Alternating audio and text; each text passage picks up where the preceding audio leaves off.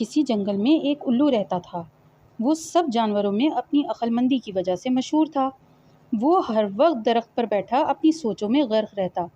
جب بھی جنگل میں جانوروں کی آپس میں لڑائی ہوتی تو سب صلح صفائی کے لیے الو کی طرف بھاگتے تھے۔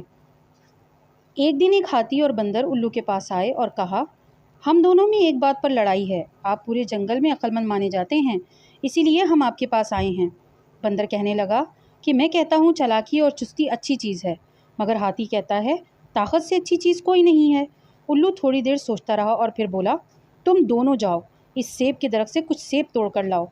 بندر اور ہاتھی دونوں دریا کے کنارے پہنچے تو ہاتھی نے بندر سے کہا، اب تمہاری سمجھ میں آیا کہ طاقتور ہونا کتنی اچھی چیز ہے؟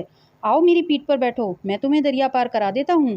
جب دونوں سیب کے درخت کے پاس پہنچے تو انہوں نے دیکھا کہ سیب بہت اونچے لگے ہوئے ہیں۔ ہاتھی نے اپنی طاقت کو استعمال کرتے ہوئے سون کی مدد سے سیب کو توڑنا چاہا، لیکن ناکام رہا۔ پھر ہاتھی نے درخت کو گرانا چاہا، تب بھی ناکام رہا۔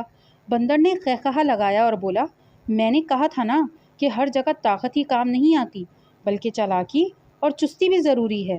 بندر نے فوراً چھلانگ لگائی، درخت پر چڑھ کر سیب توڑ کر زمین پر پھینکنے لگا۔ پھر دونوں سیب لے کر الو کے پاس پہنچے اور بولے، اب بتائیے کون سی چیز اچھی ہے، چالاکی اور چستی یا طاقتور ہونا؟ الو بولا، طاقتور ہونا اور چالاکی اور چستی دونوں بہت ضروری ہیں۔ تم دونوں ایک دوسرے کی مدد کے بغیر یہ سیب نہیں حاصل کر سکتے تھے۔ الو نے بندر کو نصیحت کی کہ تمہیں اپنی چالاکی اور چستی پر نہیں اترانا چاہیے اور ہاتھی کو اپنے طاقتور ہونے پر مغرور نہیں ہونا چاہیے۔ اس لیے ہمیں بھی چاہیے طاقتور ہونے پر فخر نہ کریں۔